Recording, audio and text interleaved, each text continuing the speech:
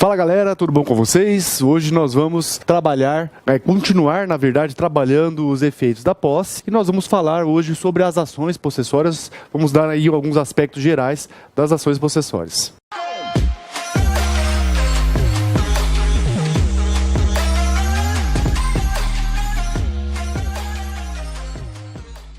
Dando sequência aí no estudo dos efeitos da posse, o próximo tema que nós temos são as ações possessórias. E esse tema, pessoal, na verdade, nós vamos dividir ele em três etapas. Primeira etapa do estudo das ações possessórias, pessoal, são as noções gerais. A ação possessória, na verdade, pessoal, ela visa a defesa judicial da posse. E isso, pessoal, está lá no artigo 1210 do nosso Código. As ações possessórias, então, visam defender a nossa posse. E, tecnicamente, pessoal, a defesa da posse pelas ações possessórias, ela abrange dois aspectos. O estudo, na verdade, abrange dois aspectos. Quais são esses dois aspectos, pessoal? Aspecto, primeiro, de direito material, dentro do Código Civil, e os aspectos de direito processual, dentro do Código de Processo Civil. Dentro do Código de Processo Civil, pessoal, as ações possessórias vão ser trabalhadas lá entre os artigos 554 até o 568. Já no Código Civil, pessoal, entre os artigos 1210 e 1213. A gente vai aqui, na verdade, pessoal, tentar centrar mais nos aspectos de direito material, mas é bem difícil a gente trabalhar a ideia das ações possessórias sem entrar no campo processual. Então também eu vou falar algumas coisinhas aí sobre o direito processual. Certo, pessoal? Primeiro tema que nós temos que trabalhar aqui quando nós falamos de ações possessórias é a ideia da exceção de domínio. Exceção de domínio. Faz uma pausa aí, Paulinha. A exceção de domínio, pessoal, na verdade, ela está disciplinada em dois artigos. Primeiro, ela vai estar disciplinada no artigo 1210, parágrafo 2º do Código Civil, e no artigo 557 do Código de Processo Civil. O que o Código Civil vai falar, pessoal? O Código Civil vai falar o seguinte, não obsta a manutenção ou a reintegração na posse, a alegação de propriedade ou outro direito sobre a coisa. E, ao mesmo tempo, pessoal, o Código de Processo Civil, no artigo 557, vai complementar falando o seguinte: na pendência de ação possessória, é vedado tanto ao autor quanto ao réu propor a ação de reconhecimento do domínio, exceto se a pretensão for deduzida em face de terceira pessoa. Então, pessoal, esses dois artigos trazem para nós uma regra. Qual é a regra, pessoal? Na pendência de ação possessória, eu não vou discutir propriedade, seja dentro da própria ação possessória, seja fora dessa ação possessória. Só que, pessoal, essa regra começou a gerar uma série de abusos. E aí, então, o que o STJ decidiu, pessoal? O STJ relativizou essa regra e colocou o seguinte: em regra, isso em várias decisões do STJ, em regra, descabe discutir o domínio em ação possessória, exceto se ambos os litigantes disputarem a posse sob a alegação de propriedade. Ou seja, pessoal, quando os dois estão alegando propriedade, e aí eu não consigo mais solucionar a ação possessória apenas em relação à posse. Eu preciso, então, entrar no campo da propriedade para resolver a possessória. Ou quando a posse for duvidosa para ambos têm posse duvidosa. E aí, então, eu vou dar a posse para quem é proprietário, tá, pessoal? Então, a exceção do domínio vai trabalhar isso daí. A regra é que eu não posso discutir a propriedade, mas, dependendo da situação, se ambos alegarem propriedade ou se eu tiver posse duvidosas, o STJ então tem entendido que é possível a discussão do domínio. Na verdade, pessoal, na prática, o que acontece? Dificilmente quem é proprietário não vai deixar de alegar a propriedade dele. Então o que acontece, pessoal? Se eu tenho, por exemplo, uma invasão numa posse, a pessoa vai entrar com a possessória alegando: senhor juiz, eu tenho a propriedade, tenho a posse em razão da propriedade e fui invadido na minha posse. Então vejam, pessoal, que dificilmente, na prática, nós vamos ter uma situação onde não se coloca a propriedade para embasar uma ação possessória. Tá? Então, essa é a ideia da exceção do domínio. Um outro ponto importante aqui dentro dessa ideia da exceção do domínio, pessoal, é o artigo 1211. O artigo 1211, pessoal, também vai trazer uma ideia bastante interessante. Quando mais de uma pessoa se disser possuidora, manter-se-á provisoriamente a que tiver a coisa, se não tiver manifesto que a obteve de alguma forma ilícita, de alguma forma viciada, tá? Isso, pessoal, então, é a ideia da exceção do domínio.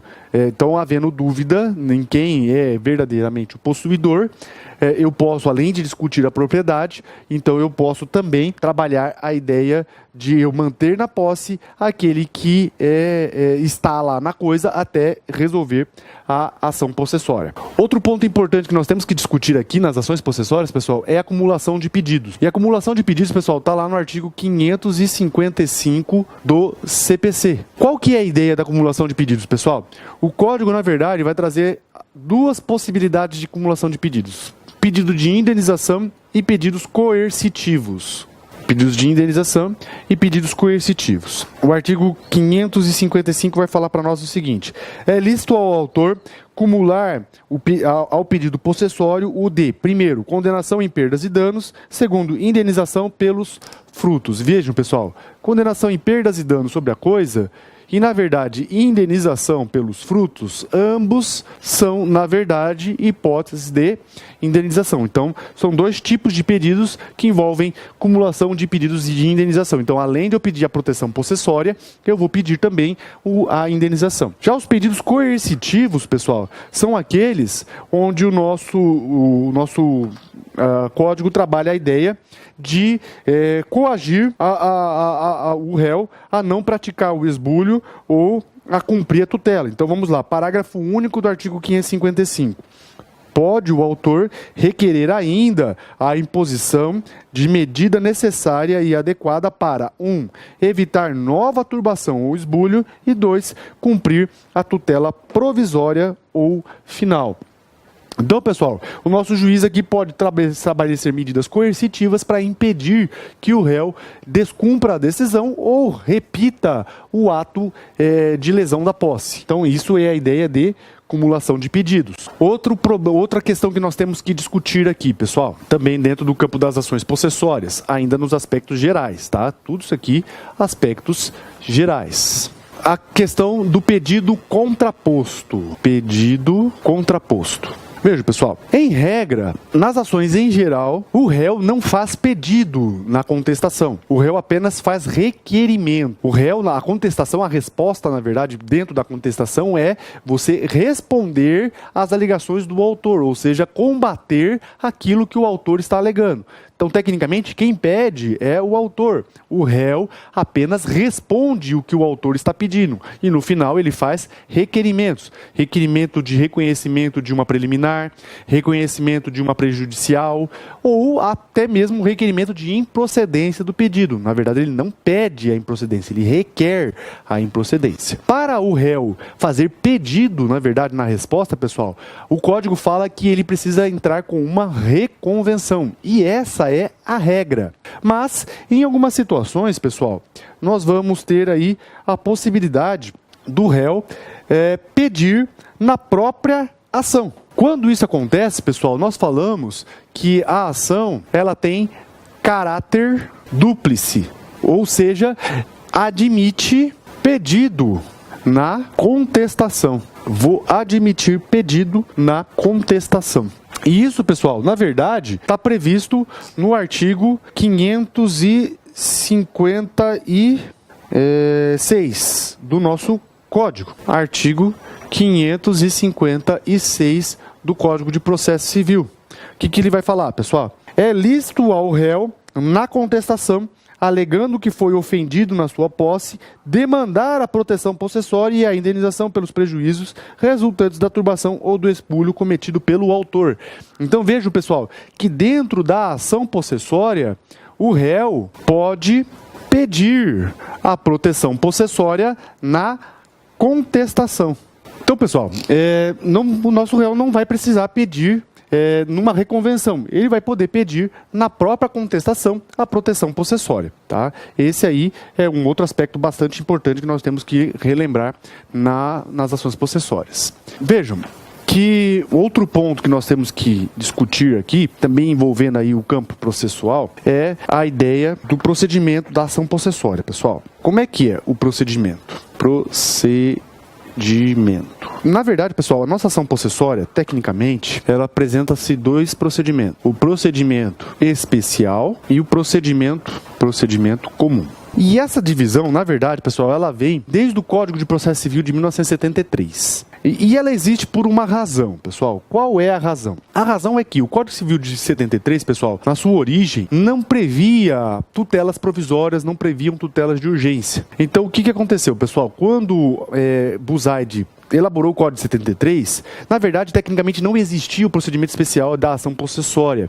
Esse procedimento ele foi criado no Congresso, exatamente com a ideia de se colocar um procedimento especial com uma tutela rápida para proteger a posse, dentro da ideia de individualidade, materialidade e patrimonialidade que o Código de Processo Civil de 73 tinha. E por isso, então, pessoal, é que a ação possessória ela se tornou uma ação de procedimento especial, principalmente por causa da liminar possessória. O que acontece, pessoal? Hoje, a gente discute um pouco essa divisão da ação possessória entre procedimento especial e procedimento comum. Por quê? Porque o Código de Processo Civil de 2015, pessoal, na verdade mudou um pouco essa forma de pensar do Código de 73. O Código de Processo Civil de 2015, na verdade, pessoal, prevê uma gama de tutelas provisórias dentro do processo comum, dentro do procedimento comum. Então, tecnicamente, pessoal, aquilo que fundamentava a existência de um procedimento especial para a ação possessória, hoje, na verdade, não existe mais. Por quê? Porque tanto um quanto o outro vai haver a possibilidade. Aqui, pessoal, nós temos a liminar possessória. E aqui nós vamos ter a tutela provisória. Coisa que, na verdade, já estava acontecendo, pessoal, desde 1994, quando o nosso legislador criou a tutela antecipada no Código 73. Então vejam, pessoal, que na verdade, do ponto de vista técnico, não existe mais motivo para o processo especial, para o procedimento especial das ações possessórias. Por quê? Porque se você observar lá no Código de Processo, pessoal, esse procedimento especial é só até a concessão da liminar com a citação. Citou, pessoal, remete para o procedimento comum. E vejam que depois, a gente vai ver agora, daqui um pouquinho, os requisitos para a liminar possessória e para uma tutela provisória hoje, pessoal, praticamente são os mesmos. Então, tecnicamente, não existe um motivo para o legislador separar procedimento especial de procedimento comum dentro das ações possessórias. Mas, já que está lá separado, né, a gente tem que saber como aplicar um e outro. O procedimento especial, pessoal, vai se aplicar contra posses novas. Então, contra a posse nova, aquela com menos de 1 ano, ou a expressão que o código usa, menos de ano e dia. Já o procedimento comum vai se aplicar contra posse velha, ou seja, aquela que tem mais de 1 ano. A gente vai ver, pessoal, os requisitos da liminar possessória agora. Então, vamos lá. Quais são os requisitos das tutelas nas ações possessórias? Então, a gente vai ter que, na verdade, pessoal, dividir o estudo desses requisitos nas duas espécies que nós temos. Então, vamos lá. Primeiro, nós vamos ver os requisitos na liminar possessória, ou seja, aquela que só cabe no procedimento especial. Ou seja, com menos de 1 ano. Posse com menos de 1 ano. Quais são os requisitos, pessoal? Vamos lá. A proteção na liminar possessória está lá prevista no artigo 562 do Código de Processo Civil. E ele vai falar o seguinte, ó. Estando a petição inicial devidamente instruída, o juiz deferirá, sem ouvir o réu, a expedição do mandado liminar de manutenção ou reintegração. Tá? Essa é a ideia. Dentro, pessoal, da ideia da ação possessória, então, nós vamos ter dois requisitos. Primeiro, pessoal, probabilidade da posse do autor. Segundo requisito, perigo de dano. Esses dois requisitos, pessoal, são colocados por praticamente toda doutrina sobre as ações possessórias. Primeiro, a probabilidade e segundo, o perigo de dano. Então, pessoal, dentro dessa ideia das liminares possessórias, eu vou ter esses dois requisitos: probabilidade e perigo de dano. E um detalhe, pessoal, o código na sequência do artigo 262 vai falar o seguinte: caso contrário, determinará que o autor justifique previamente o alegado, citando-se o réu para comparecer à audiência que for designada. Ele vai falar o seguinte, se o juiz ficar na dúvida, em caso de dúvida, o juiz vai designar uma audiência de justificação prévia, para o juiz, para o autor explicar melhor o que está acontecendo. Isso, pessoal, é a liminar possessória dentro do procedimento especial. Nós temos que ter esses dois requisitos demonstrados.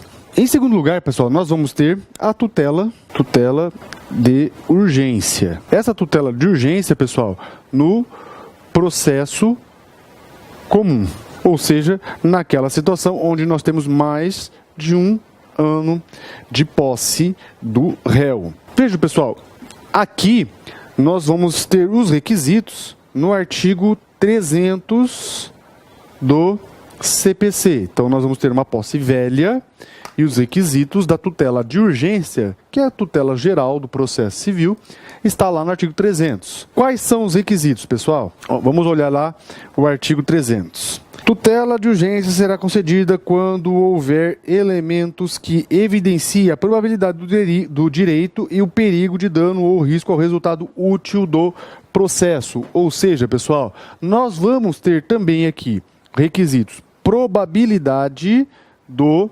direito e o quê? Perigo de dano. Então vejam, pessoal, que na verdade, se você notar, os mesmos requisitos que nós temos aqui são os mesmos requisitos que nós temos aqui. A diferença, pessoal, é que aqui é específico para a posse do autor e aqui a probabilidade do direito. Qual é o direito que está em discussão aqui? A posse. Então vejo que, na verdade, pessoal, os requisitos são os mesmos. E a mesma coisa aqui, pessoal. Em caso de dúvida, o juiz pode marcar audiência de justificação prévia, assim como lá na liminar possessória. Se você olhar lá no artigo 300, parágrafo 2º, a tutela de urgência pode ser concedida liminarmente ou após justificação prévia. Então, pessoal, vejo que, na verdade, hoje é praticamente a mesma coisa. Não tem diferença entre a liminar possessória e a tutela de urgência. E um ponto é importante a gente lembrar, pessoal, que hoje o procedimento comum, a tutela de urgência é apenas uma das espécies de tutelas provisórias que nós temos. Então, nós temos, além da tutela de urgência, nós temos a tutela cautelar antecedente e nós temos a tutela antecipada em caráter antecedente, além da tutela de evidência. E vejo que, na verdade, pessoal, todas elas podem ser aplicadas dentro de um processo comum que discute posse, dentro de uma ação possessória pelo procedimento comum.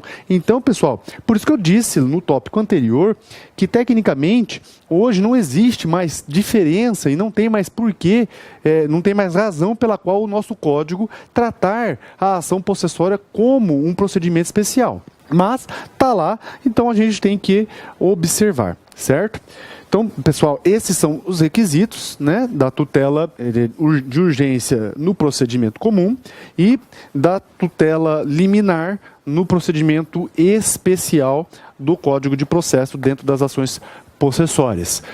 Ainda, pessoal, para a gente continuar nessas noções reais, ainda faltam alguns aspectos. O primeiro deles é a questão da legitimidade. Legitimidade. Em relação à legitimidade ativa, é quem tem a posse. Seja ela plena, indireta ou direta, é quem tem a posse. Legitimidade passiva, pessoal, é quem está na posse injustamente. Quem está na posse injustamente. E aqui, pessoal, nesse campo da legitimidade passiva, nós podemos ter uma coisa chamada de litisconsórcio multitudinário. Litisconsórcio multitudinário. Ou seja, pessoal, aqueles conflitos possessórios onde nós temos muitas pessoas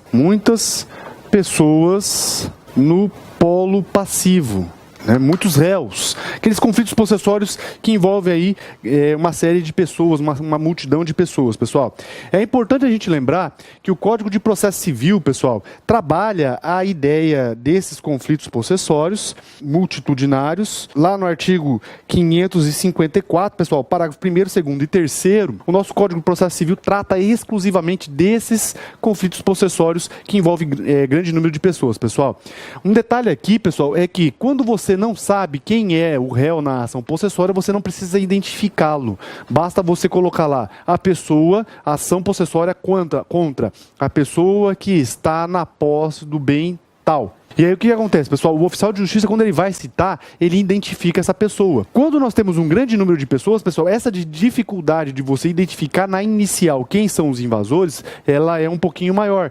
Então o que acontece, pessoal? No parágrafo 1º do artigo 554, o nosso código vai falar o seguinte, ó, o oficial de justiça, nessa situação, ele vai até o local, vai citar e identificar quem ele encontrar ali numa primeira tentativa e vai certificar também que existem outras pessoas que estavam ali na invasão, mas que não foram possíveis ser identificadas ou não foram encontradas naquele momento que o oficial de justiça visitou. E aí, então, o que vai acontecer, senhores?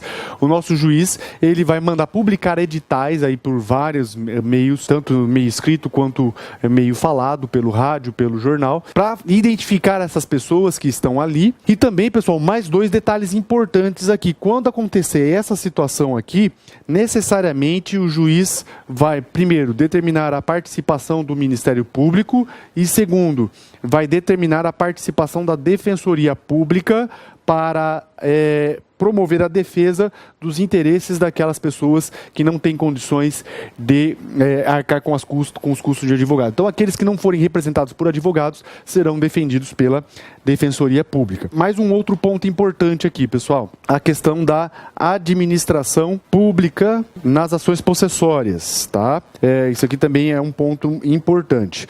Vejam bem, pessoal, quando a administração pública ela é ré numa ação possessória, e isso já é uma exceção bem complicada, porque na maioria das situações a administração pública não é parte legítima para ser ré numa ação possessória, principalmente porque na maioria das situações nós temos aí hipóteses de desapropriação direta ou indireta, e se é hipótese de desapropriação não cabe ação possessória, mas quando a administração pública eventualmente for ré numa ação possessória, então nessa situação o código fala que não é possível conceder a liminar antes de se ouvir a administração pública, tá? Então esse é um ponto importante. O segundo ponto importante, pessoal, é quando a administração pública ela é autora da ação possessória, tá? Existe um entendimento, pessoal, de que a administração pública, sendo autora na ação possessória, não se discute posse nova e posse velha. Por quê?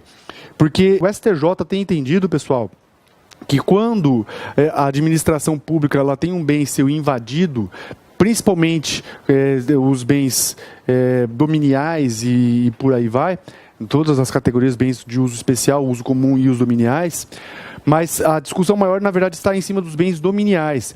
E o STJ tem entendido, pessoal, que mesmo se tratando de bens dominiais, não é possível a posse do particular sem autorização da administração pública. Então, nessa situação, quando a ação é proposta pela Fazenda Pública, pessoal, tem um entendimento de que não se analisa tempo de posse, independentemente de se tem posse nova ou posse velha, cabe a liminar possessória. É uma discussão que, na verdade, pessoal, não tem muita razão de ser, porque, como a gente disse, hoje não existe diferença entre liminar e tutela provisória, tutela de urgência. Tecnicamente, ainda que não coubesse a liminar possessória, caberia tutela de urgência. Para a gente encerrar, então, o nosso estudo aqui, pessoal, nós temos duas espécies de ações possessórias. Nós vamos ter as ações possessórias típicas e as ações possessórias atípicas, que vai ser o nosso próximo tema de discussão. Nós vamos ver, então, as ações possessórias típicas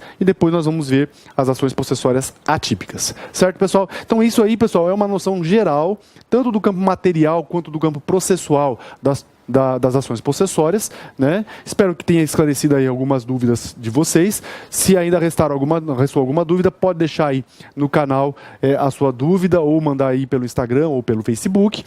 Se você gostou desse vídeo, pessoal, deixa aí o seu like, compartilhe com seus amigos, deixa aí o seu comentário, tá? E não perca aí os nossos próximos vídeos. Ok, pessoal? Então, um abraço, até o próximo vídeo.